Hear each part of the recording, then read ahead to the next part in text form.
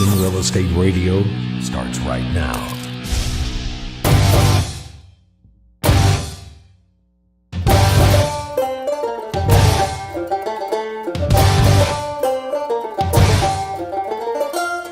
Welcome back to Houston Real Estate Radio. I'm here in the studio today, and I have Mike Lesmeister of Ameripro Funding. And Mike is always a great person to know when you need a loan. So we definitely welcome him to the studio. We'll have a lot of things to talk to him about.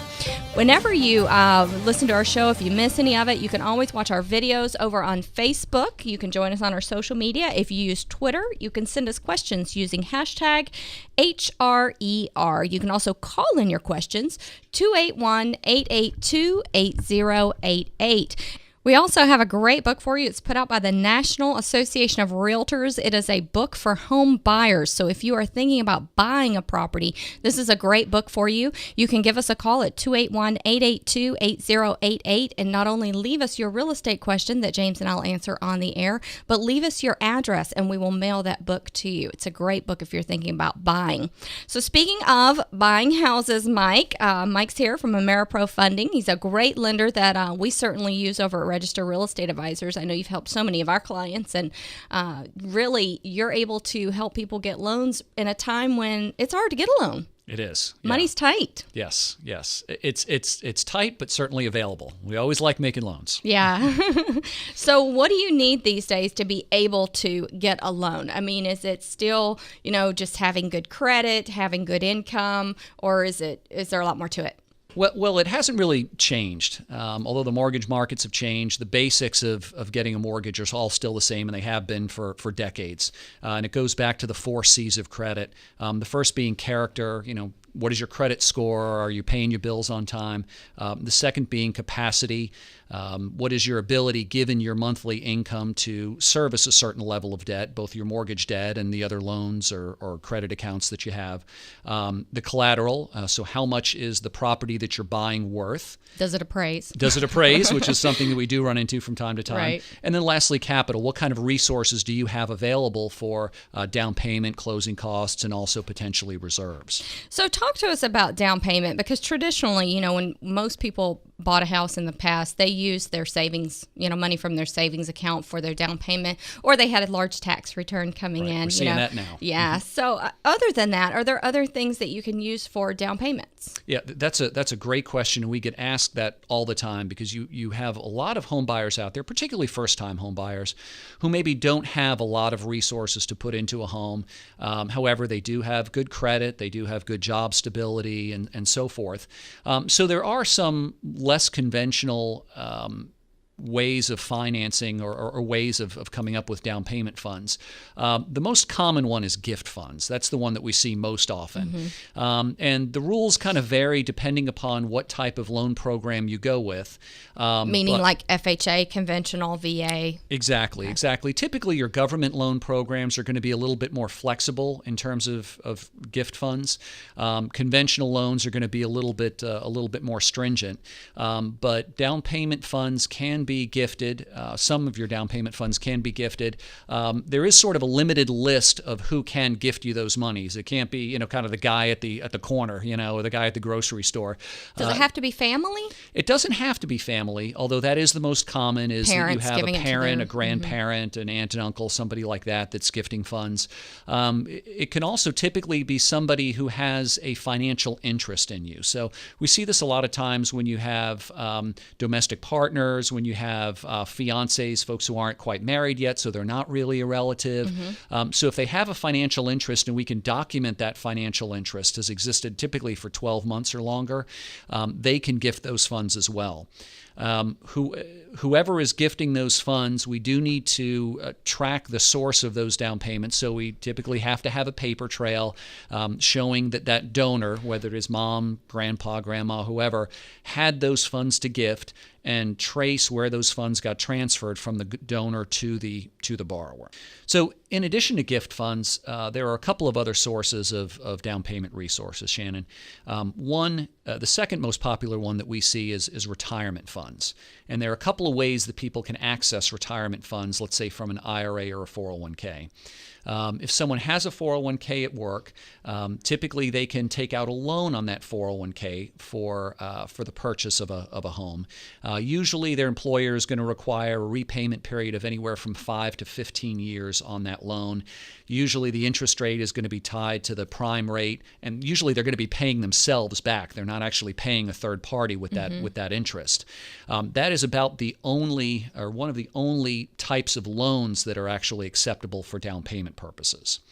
In addition to that, you can also take withdrawals from IRAs. Usually that's reserved for first-time home buyers.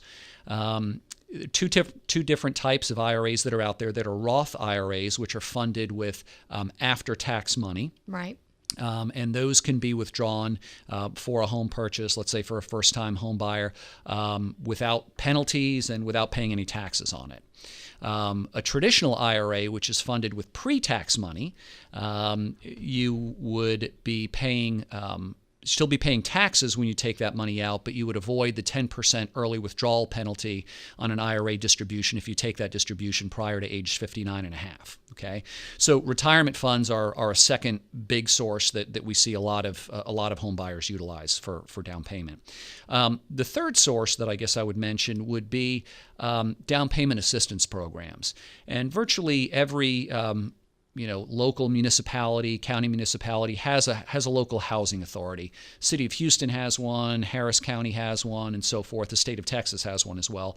A lot of these housing authorities have down payment assistance programs that are targeted to low to moderate income home buyers.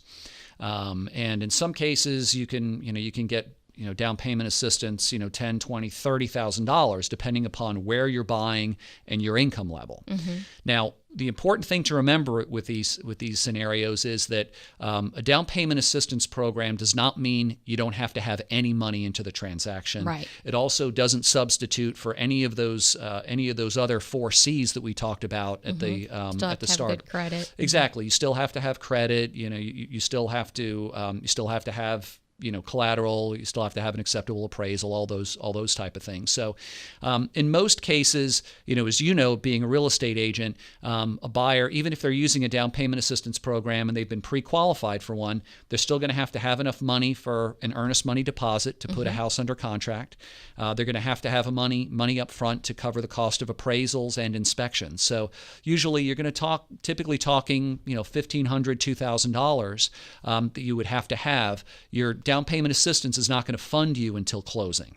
Okay, but there are still some of those programs out there, and if you have any borrowers who or home buyers who are interested in finding out more about those programs, they can certainly give us a call, and we can give them some more details on those. So some people, I know they'll have money in savings. Let's say they have $20,000 in savings and they want to go buy a house. That really isn't good enough. I mean, you have to prove where those funds came from, right? Absolutely, and that's become a big issue over the last several years. In the mortgage markets today, it's all about documentation. So, when we look at bank balances in your bank accounts, we are going to look at your last 2 months' bank statements. So we're not only going to look at what the balance is and do you have sufficient funds to close to fund your down payment, your closing costs, your reserves, your prepaids, but also where did those funds come from? We're going to look at the last 2 months' bank statements, any large deposits that are not payroll deposits, so an automated payroll deposit. Anything that's outside of that, we're going to look for documentation from. The reason that we do that is we've got to ensure that those loans conform to the standards that the federal government has established for those loans to be marketable, okay?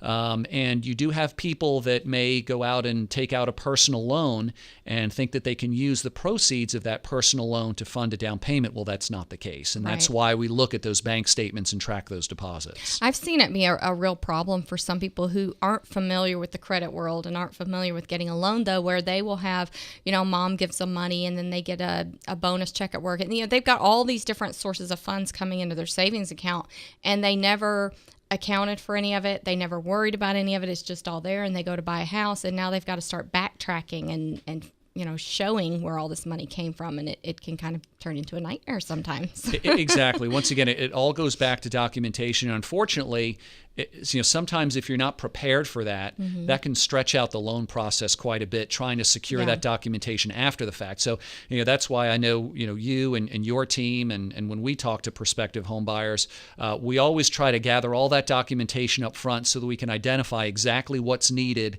headed off at the pass, so that doesn't create a delay when you actually find the house, you go under contract, and you're looking to close. That's right. So we've talked about down payment money. What about your closing costs? Because there's really two parts that a buyer has to pay. I mean, they've got their down payment money, whether they're going to pay 3.5% down on FHA or 20% on conventional, but they're going to be closing costs as well. So talk to us about those. Yeah, and so let's distinguish between those two. So your down payment is the equity or the money that you're putting into the transaction, right, towards the purchase of that house. If you're on a VA loan, for most people who are VA eligible, they can get zero money down, so they don't have to put any money in as down payment.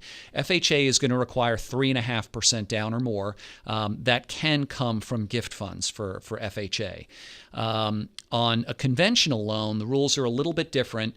You do have to have at least 3 to 5%, depending upon what the purpose of the purchase is, of your own funds. The balance can come from gifts, or if you put 20% down, the full amount can actually come from gifts. Of course, with any of these gifts, as we said, that all has to be documented, right?